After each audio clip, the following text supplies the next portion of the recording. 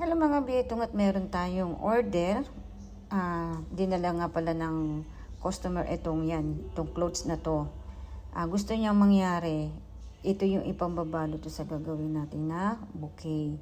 Itong clothes na to, masyado siyang malambot. Makikita niyo siya, napapakalambot niya. Kaya hindi talaga ito pwedeng pambalo talaga ng bouquet. Kaya ang gagawin ko dito, para tumayo siya or hindi siya bumigay, hindi siya malaglag, lalagyan natin siya ng papel sa loob. Kasi ito, hindi basta-basta pwedeng itong pambalot ng bouquet. Napakahirap kasi hindi mo siya may handle para patayo. Kaya ang gagawin ko dito, lalagyan ko siya ng papel sa loob, pampatigas niya. Yan yung magiging pattern niya para hindi siya lumundo. Ito yung ayaw ko kasi nga, ito katulad niyan. Maglalagay ako ng papel at ang lambot-lambot ng tela. Pero maganda siya. Trending kasi siya sa TikTok. Kaya heto, ayan, naglalatag ako nga ng papel para yun ang magiging silbing pattern niya sa loob ng tela. Para once na ibalot natin yung gagawin natin bouquet, hindi siya basta lulundo o bibigay, hindi siya bababa kasi napakalambot nga ng tela na to. Marami na nagpapagawa sa akin nito, kaya gusto ko rin kasi challenging. Buti na lang napanood ko to sa TikTok kasi wala naman talaga akong idea kung paano gumawa ng ganitong arrangement. At least kahit paano nagkaroon ako ng idea sa kapapanood ko sa TikTok. At least hindi ako parang eengot-engot, diba? Maganda nga ito. Gusto ko lagi itong nagpapagawa sa akin kasi feel ko talaga. Gustong-gusto ko yung ganitong arrangement yung sa clothes na to. Ang budget pala ng customer is 200. Dapat pala nasa 300 kasi nga big arrangement kung tawagin pala ito. Kaya ito yung ginagawa ko. Tutupiin ko siya sa gilid. Yan, tutupiin ko siya sa gilid para yun ang magiging silbi niyang pattern. Ayan, nalagyan ko siya ng scotch tape. Dadamihan ko ng scotch tape para hindi siya bumuka. Kasi minsan, pag hindi mo siya dinamihan ng scotch tape, bubuka yan, matatanggal. Sayang ang ginawa mo, ang effort mo, di ba? Kailangan natin tibayan siya. Once na binalot natin siya sa bouquet, hindi siya malalaglag. Kaya lalagyan ko siya ng marami scotch tape.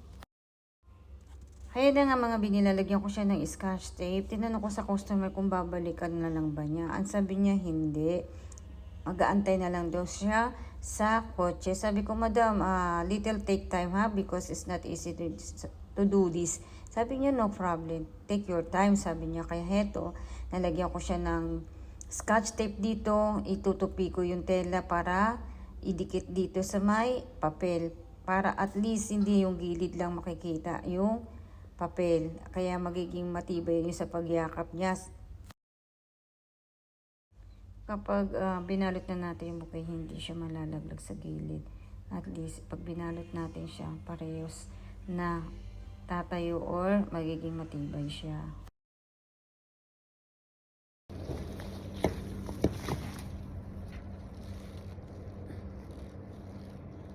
Ito, napili niya.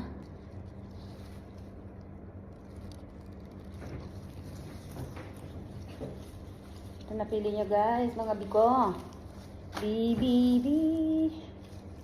Napili niya. Kaya gagawin natin yung napili niyang flowers. Flowers in the moon. Kasi yung pangbalot niya, natin jewelry na ilalagay natin. Para mukhang malaki. Kasi itong mga baby rose, pang palaki rin to.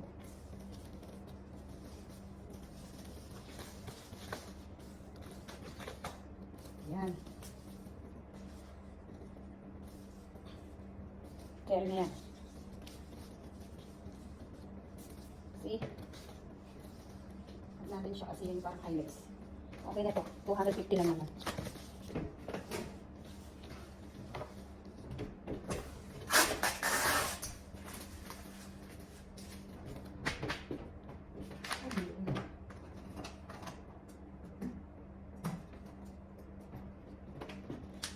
Parang ko yung pang ano ko.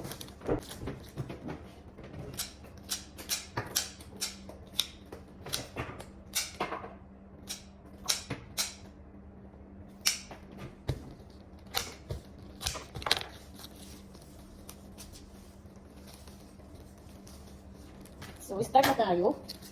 Hindi natin masyadong nilip.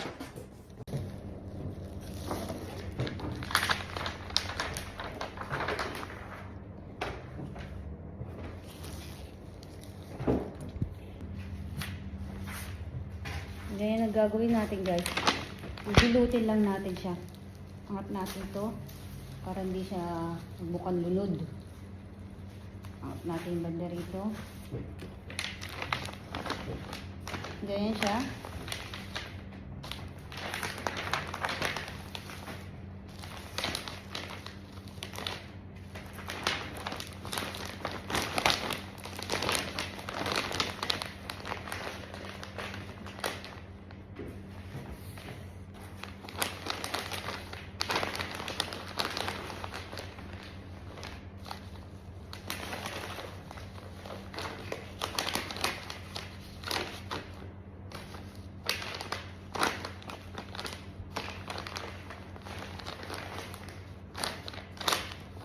Ganyan siya, guys.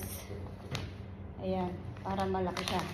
Kailangan maka natin siya dito.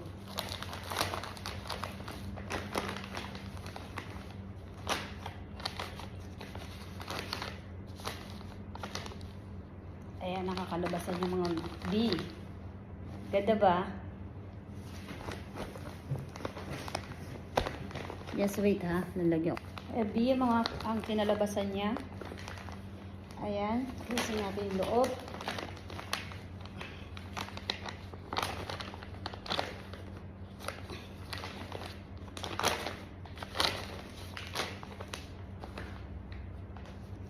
Ayan.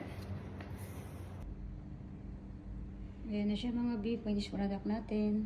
Yan ang requested song ng ating customer. Thank you!